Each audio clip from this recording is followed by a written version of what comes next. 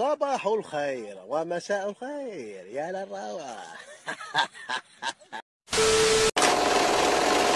السلام عليكم ورحمة الله وبركاته، كيف حالكم؟ إن شاء الله تكونوا بخير. المهم نامجون المعجون حقه في البث المباشر إنه يعتذر من المسلمين، قصدينا ما يعتذرون لنا الرجال عمره 30 سنة ما يعرف إيش بيسوي، ويعني زاد الطين بلة. هو كان ناشر ستوري يسيل الإسلام، حين قال ما راح أعتذر، وإنه أصلا ما كان قصده يسيل أي دين، وإنه نزل ستوري كذا بس. ركزوا لي على أول سطرين من الأغنية. هو قال الله أكبر، قلت لا تسبني، يحسب كلمة الله أكبر سبة بلا زي ما يسال الإسلام، وعيني عينك كمان. السطر الثاني كمان، إذا جعلتني أجلس على ركبي فإنها ديانة سيئة. بالله ذي ما هي سيئة، يعني أي واحد يركع على ركبه وبالمختصر يصلي دينه سيء؟ استغفر الله العظيم. الناس محتاجة طبيب نفسي. ولما نزل كل هذا قال إنه نزلته كذا ما كنت أقصد أحد، وربي يعطف كبير. كيف واحد ينزل أغنية تسير الإسلام ومغنيها بالإنجليزي وهو يعرف يتكلم إنجليزي؟ الهطف ذا يعني عارف معنى الأغنية كويس ونزلها وسحب عليهم. والله ما أقصد يسال أي دين، يعني لو ما يسيل أي دين في الأغنية يقصد بيها إيش؟ ربي شكلها زي مشكوك فمها. الأغنية اللي نزلها تسيء للإسلام وتحكي عن واحد جاي بدا يحب واحد سواء مسلم والعياذ بالله. يعني لو ما تسيل لأي دين، يعني أنت توصل رسالة إنك تحب ولد والعياذ بالله. والله مشكوك فمها. المهم تعالوا نشوف مقطع تبريرة ونضحكوا عليه. I don't know what you're talking about. You just keep telling me that I insulted a religion, but I didn't.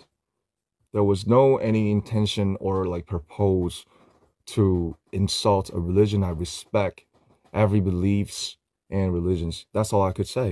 So please don't I know what's going on in my Instagram. I'm not I can see.